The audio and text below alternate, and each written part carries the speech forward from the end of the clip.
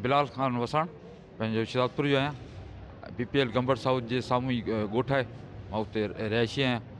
हितां ख़बर पई त भई हितां जेको आहे क्रूड ऑयल चोरी थिए पियो ऐं ॿियूं बि शयूं कुझु चोरी थियनि पियूं, जंहिंजे ख़िलाफ़ु मूं प्रेस कॉन्फ्रेंस कई हुई ऐं अख़बारुनि में मूं ॾिनो हो, पर को बि जेको आहे सो न पियो निकिरे। उन खां पोइ जेको आहे FIRनि खे ऐं PPL हेड ऑफिस वारनि खे सभिनी खे मूं दरख़्वास्तूं ॾिनियूं, पर को बि रद्द अमल न पियो थियो। पोइ हाणे जेको आहे सो कोर्ट सगोरी में पेश थियासीं, जिते ॿुधणी थी आहे अॼु, ऐं FIRनि खे चयो आहे त तव्हां इंक्वायरी कयो। पोइ हाणे ॾिसूं अॻिते छा थो थिए। छा चोरी पियो थिए? क्रूड ऑयल थिए पियो ऐं स्क्रैप वग़ैरह आहे उहो थिए पियो। एडमिन आहे पंहिंजो मुनीर अहमद सियाल, आबिद लिस्कानी, मेजर बिलाल आहे रिटायर, ऐं फारूक जेको आहे सो आहे सुपरवाइज़र। इन्हनि जे ख़िलाफ़ु इन्हनि मूंखे जेको आहे सो पाण बि उन्हनि मूंखे धमकी ॾिनियूं त तूं इहो न कर, न त तुंहिंजे ख़िलाफ़ु कार्रवाई कई वेंदी। बहरहाल अला मालिक आहे।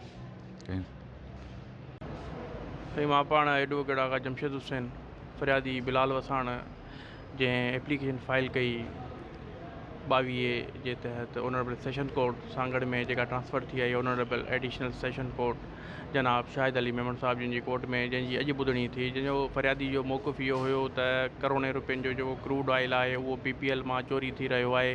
उन सां गॾु स्क्रैप जो माल आहे बग़ैर कंहिं लीगल ऑक्शन जे, बग़ैर कंहिं टेंडर जे उहे चोरी करे विकिरो कनि पिया। सो तंहिंमें FIL जेके अमलदार जेके बि आहिनि उन्हनि खे बि नोटिस थियो हुयो, सो उहे बि पेश थिया हुया। सो उन्हनि पंहिंजी रिपोर्ट ॾिनी त फ़रियादी जी एप्लीकेशन बि असां वटि आई हुई, जंहिंमें जेका पोइ असां जी स्टेटमेंट रिकॉर्ड कईसीं।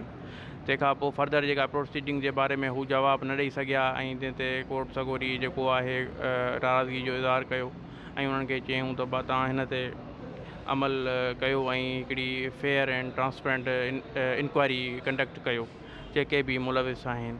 तंहिंखां पोइ फ़रियादी जो जेको ॿियो मौक़िफ़ इहो हुयो त मूंखे जेके इहे माण्हू आहिनि, जंहिंमें Munir Ahmed Sial admin, Abid Liskani admin junior, Danish Kamran technicians, Rashid Anwar helpers ऐं मेजर रिटायर्ड बिलाल जेको सिक्योरिटी इंचार्ज आहे, ऐं फारूक जेको आहे सो सिक्योरिटी सुपरवाइज़र आहे, जेके सभु कमु करे रहिया आहिनि Gambat south oil and gas field टंडवादम रोड शिदातपुर में।